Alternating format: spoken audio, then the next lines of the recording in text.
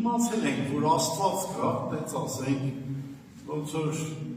մեր հայրերից, մեր պապերից, չէ, շատ ենք լսել, որ մենք որպես հայ կամ մենք առաջինն ենք ընդունել քրիստոնեությունը որպես պետական կրոն, բայց եկեք անկեղծ լինենք, մենք ոչ մեկս էլ կարծես թե չենք ճանաչել ճշմարիտ Քրիստոսին։ Ես հիշում եմ, գնում էի ասենք, տարբեր տեղեր, ոնց որ մեր ավանդույթներ, այդ ամեն ինչը պահում ենք, բայց ես չի ճանաչում Քրիստոսին։ Ընդամենը գիտեի, որ ինչ-որ վատ մարդիկ նախանձել են Հիսուսին ու բռնել խաչել են, էլ մնացածը չգիտեի, բայց փառք Աստծո, որ Աստված մեզ օգնեց,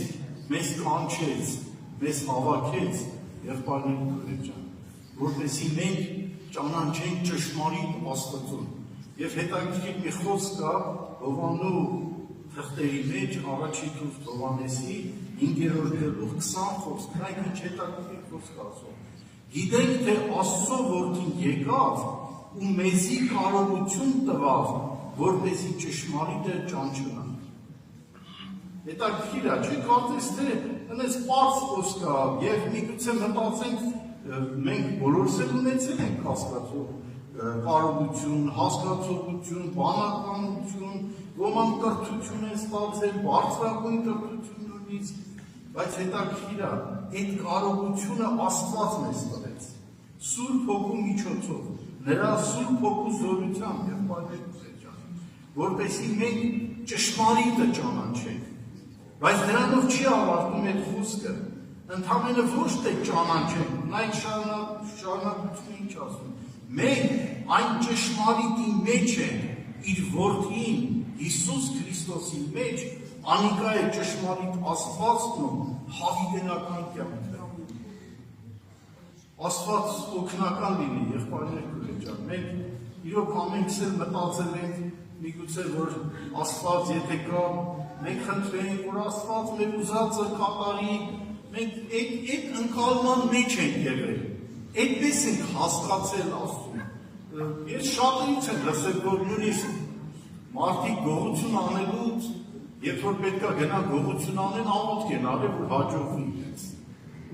Բայց ո՞նց եք մտածում, արդյոք Աստված դրա ժողովուրդ ջան։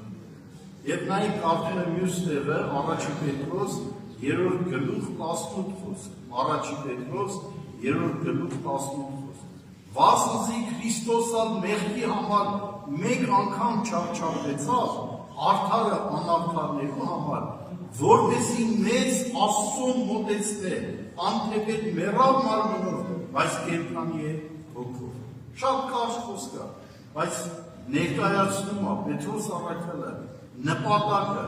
թե ինչ կարևոր նպատակ ունի Աստված մեր բոլորիս նկատմամբ, մեղավոր մարդու նկատմամբ։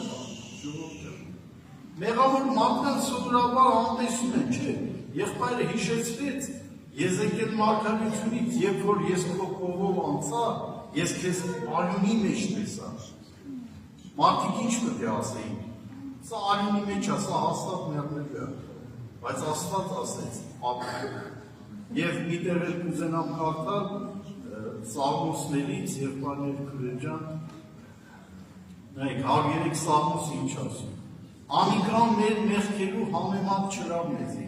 ու մեր անօրենություններու համեմատ հատուցում չրավ մեզի, ապա որ չափ, որ երկինքը երկրեն բարձր է, այնչափ իր ողորմությունը իր մեր աղցողներու վրա զորավոր է, որ չափ, որ արևելքը արևմուտքեն հեռու է, այնչափ հեռացուց մեզ մեր հանցանքները, ինչպես հայրը կգտա իր որդիներու վրա, այնպես Տերը կգտա իր մեր աղցողներու վրա, վասնզի անգիտե մեր կազմվածքը, կհիշե, թե մենք ով ենք։ Աստված օրհնի ձեզ բոլորին,